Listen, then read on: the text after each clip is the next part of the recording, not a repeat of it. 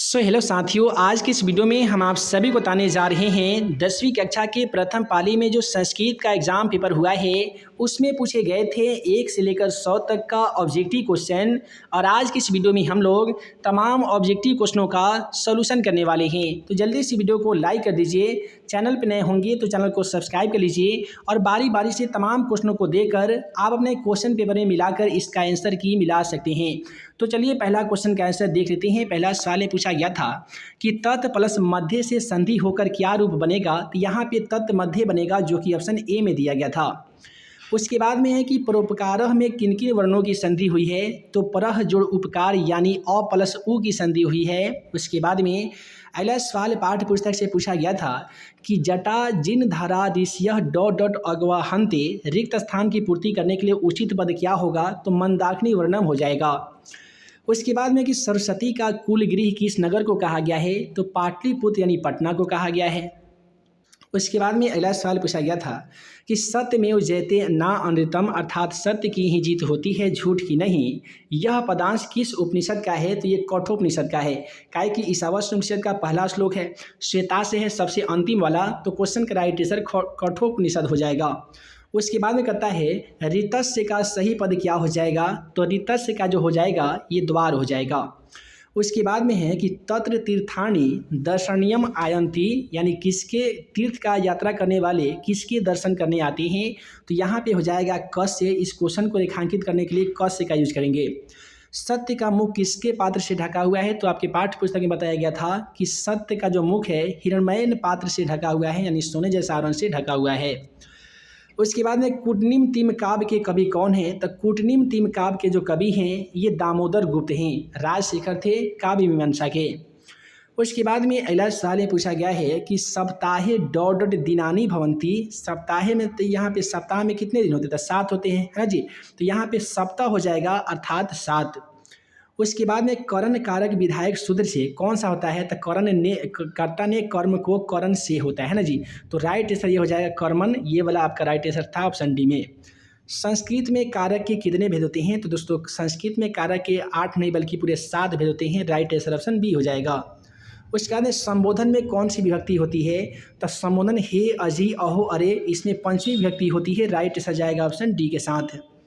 उसके बाद में कि किस समास का प्रथम पद अव्यय होता है। तो जिस समासिक शब्द का प्रथम पद अव्यय हो उसे हम लोग अव्ययी भाव समास कहते हैं। अगला सवाल पूछा गया था कि पंचानाम कटानाम समारोह का समस्त पद क्या होगा। तो पंचानाम वटानाम समारोह का मतलब क्या होगा, पंचवटी होगा। राइट से दिया गया था ऑप्शन बी में पंचवटी। उसके बाद में कि धिक के योग से किस विभक्ति होती है। तो देखिए धिक में क्या होता है कि सप्तमी विभक्ति होती है। उसके बाद में है अहनिर्सम किस समास का उदाहरण है। अहनिर्सम दिया गया है। तो अहनिर्सम में देखिएगा तो पहले अव्यय लगा हुआ है, इसलिए क्वेश्चन का राइट आंसर जाएगा अव्ययी भाव समास के साथ। उसके बाद में कि वृथा अव्यय का अर्थ क्या होगा। देखिए वृथा के मतलब होता है बेकार। राइट आंसर यहाँ पे ऑप्शन डी के साथ जाएगा, यानी ऑप्शन डी इस क्वेश्चन का राइट आंसर होगा। उसके बाद में कहता है कि जना एकत्व भाव वहन वसंती प्रश्न निर्माण करने के लिए यानी सभी लोग एकत्र भाव से मिलकर और रहते हैं, इसमें प्रश्न निर्माण करने के लिए किसका यूज करेंगे। तो कस्य का यूज करेंगे। अब है गायंती देवा किल कीदकानी गायंती पदांश किस पुराण से दिया गया है। तो ये आपका विष्णु पुराण से लिया गया है। पहला वाला है विष्णु पुराण से और दूसरा वाला है भागवत पुराण से। उसके बाद में कहता है कि छात्राणाम डॉट डॉट तपह यानी छात्र का सबसे बड़ा तप क्या है। तो आपके पाठ्य पुस्तक कर्मवीर कथा में बताया गया अध्ययन है। तो क्वेश्चन का राइट से यहाँ पे अध्ययन हो जाएगा। उसके बाद में क्वेश्चन 22 कहता है विचारों की व्यापकता और समाज उद्धारक के संकलन की दृष्टि से 19वीं समाज सुधारक के कौन से प्रमुख व्यक्ति माने गए हैं। तो स्वामी दयानंद सरस्वती माने गए हैं। राइट आंसर ऑप्शन सी हो जाएगा। उसके बाद में अगला सवाल है कि स्वामी दयानंद डॉट संस्थापक आसीत। तो स्वामी दयानंद सरस्वती किसके संस्थापक हैं। तो आर्य समाज के हैं। उसके बाद में पूछा गया है कि विग्रहो अयम अकिस्तम किसके द्वारा सोचा गया। तो इसलिए सोचा गया दोस्तों स्वामी दयानंद सरस्वती के द्वारा। तो यहाँ पे स्वामी दयानंद सरस्वती नहीं दिया गया लेकिन मूल शंकर दिया गया है। तो राइट आंसर मूल शंकर होगा, काहे कि मूल शंकर बचपन में नाम था स्वामी दयानंद सरस्वती का। आर्य समाज नामक संस्था की स्थापना कब हुई थी। तो ये हुई थी 1875 में। राइट आंसर इसका ऑप्शन बी में दिया गया था। अब है नीलिम पद का अर्थ क्या होता है। देखिए नीलिम जो पद है इसका अर्थ क्या होता है? गांव, नगर, उद्यान और तालाब। तो नीलिम के मतलब होता है तालाब। राइट हो जाएगा ऑप्शन बी के साथ। अगला सवाल देखिए, कहता है कि पथिक कथा का बाघ कैसा था? व्याघ्र पथिक कथा का बाघ कैसा था? जवान था, बच्चा था, बूढ़ा था या धार्मिक था? तो बूढ़ा बाघ था। तो राइट आंसर हो जाएगा ऑप्शन बी के साथ, बूढ़ा।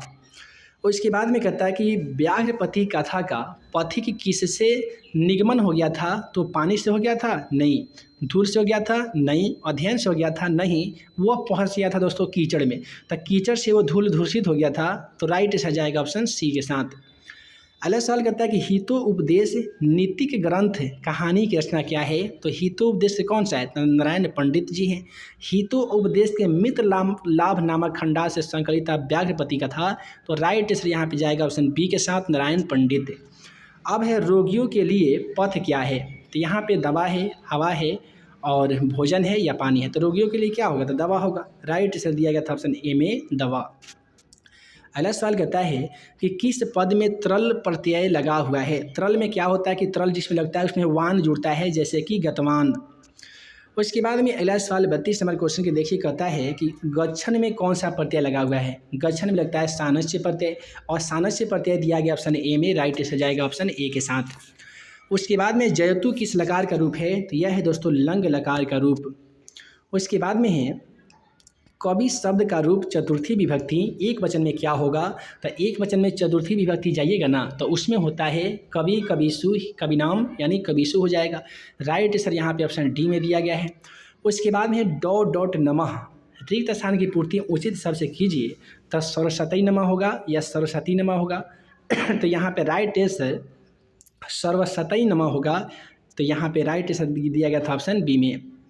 अगला सवाल देखिए, किस शब्द में सु उपसर्ग नहीं लगा हुआ? सुगम लगा है। स्वागतम, तो सुजुड़ागतम इसमें लगा हुआ है, स्वागतम में लगा हुआ है। सुवदनमम देखिए इसमें नहीं लगा हुआ है। राइट आंसर ऑप्शन डी के साथ चला जाएगा। उसके बाद में दिया गया है अगला जो फार्मूला के माध्यम से क्वेश्चन पूछा गया है कि आख्य उत्पयोगो सूत्र का उदाहरण कौन सा होगा? तो स व्याघ्रात विभेति और बाघ से डरता है, गलत है। अयम ग्रामत आयति स अर्यात संस्कृतम अध्येते, तो यही क्वेश्चन का राइट आंसर होगा जो कि ऑप्शन सी में दिया गया है। अगला सवाल है कि गुरु समीपम का समस्त पद क्या हो जाएगा? तो ये गुरु समीप हो जाएगा या गुरुमुख या उपगुरु कह सकते हैं। अगला सवाल है कि पुरंदर पद का क्या अर्थ होता है? दोस्तों पुरंदर के मतलब इंद्र होता है, और ये जो क्वेश्चन है कर्ण से दान वीरता पाठ से लिया गया है। किसके समय में पाटलिपुत्र की रक्षा व्यवस्था एवं शोभा अति उत्कृष्ट थी? तो ये थी दोस्तों चंद्रगुप्त मौर्य के शासन काल के समय। उसके बाद में अगला सवाल में है कि नारी में कौन सा स्त्री प्रत्यय लगता है? तो इसमें डीप प्रत्यय लगता है, याद रखिएगा। देखिए किम प्लस तहसील से कौन सा बनेगा? तो ये बनेगा आपका कदा। उसके बाद में है तत्वया पाठ डॉट रिक्त स्थान में कौन सा हो जाएगा? तो ये आपका समर्तव्या हो जाएगा। अब है कंपन राय का समय कौन सा था? तो ये था उसका 14वीं शताब्दी।